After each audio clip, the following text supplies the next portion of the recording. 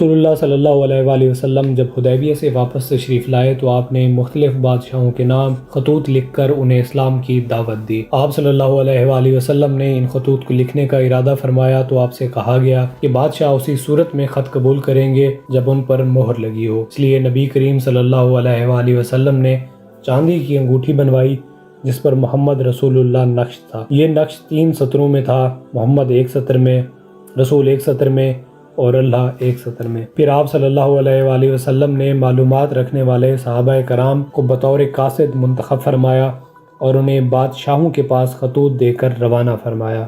ایک خط شاہ فارس خسرو پرویز کے نام بھیجا گیا جو یہ تھا: بسم اللہ الرحمن الرحیم، محمد رسول اللہ کی طرف سے کسرہ عظیم فارس کی جانب۔ اس شخص پر سلام جو ہدایت کی پیروی کرے اور اللہ اور اس کے رسول پر ایمان لائے اور گواہی دے کہ اللہ کے سوا کوئی لائق عبادت نہیں، وہ تنہا ہے، اس کا کوئی شریک نہیں، اور محمد اس کے بندے اور رسول ہیں۔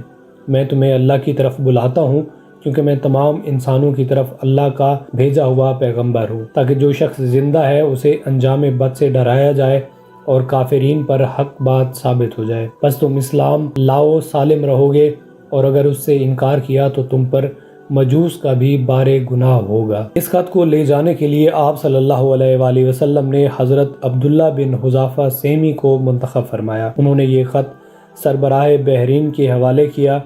اب یہ معلوم نہیں کہ سربراہ بحرین نے یہ خط اپنے کس آدمی کے ذریعے کسریٰ کے پاس بھیجا یا خود حضرت عبداللہ بن حذافہ سہمی کو روانہ کیا۔ بہرحال جب یہ خط کسریٰ کو پڑھ کر سنایا گیا تو اس نے چاک کر دیا اور نہایت متکبرانہ انداز میں بولا: میری رعایا میں سے ایک حقیر غلام اپنا نام مجھ سے پہلے لکھتا ہے۔ رسول اکرم صلی اللہ علیہ وآلہ وسلم کو اس واقعے کی جب خبر ہوئی تو آپ نے فرمایا اللہ اس کی بادشاہت کو پارا پارا کرے، اور پھر وہی ہوا جو آپ نے فرمایا تھا۔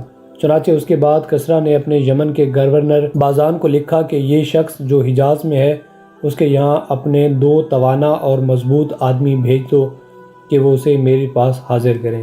بازان نے اس حکم کی تعمیل کرتے ہوئے 2 آدمی منتخب کیے اور انہیں ایک خط دے کر رسول اللہ کے پاس روانہ کیا جس میں آپ کو یہ حکم دیا گیا تھا کہ ان کے ساتھ کسریٰ کے پاس حاضر ہو جائیں۔ جب وہ مدینہ پہنچے اور نبی صلی اللہ علیہ وآلہ وسلم کے روبرو حاضر ہوئے تو ایک نے کہا: شہنشاہ کسریٰ نے شاہ بازان کو ایک مکتوب کے ذریعے حکم دیا ہے کہ وہ آپ کے پاس ایک آدمی بھیج کر آپ کو کسریٰ کے روبرو حاضر کرے، اور بازان نے اس کام کے لیے مجھے آپ کے پاس بھیجا ہے کہ آپ میرے ساتھ چلیں۔ ساتھ ہی دونوں نے دھمکی آمیز باتیں بھی کہیں۔ آپ صلی اللہ علیہ وآلہ وسلم نے انہیں حکم دیا کہ کل ملاقات کریں۔ ادھر عین اسی وقت جب مدینہ میں یہ دلچسپ مہم درپیش تھی، خود خسرو پرویز کے گھرانے کے اندر اس کے خلاف ایک زبردست بغاوت کا شعلہ بھڑک رہا تھا، جس کے نتیجے میں قیصر کی فوج کے ہاتھوں فارسی فوجوں کی پے در پے شکست کے بعد اب خسرو کا بیٹا رویا اپنے باپ کو قتل کر کے خود بادشاہ بن بیٹھا تھا۔ رسول اللہ صلی اللہ علیہ وآلہ وسلم کو اس واقعے کا علم وحی کے ذریعے ہوا۔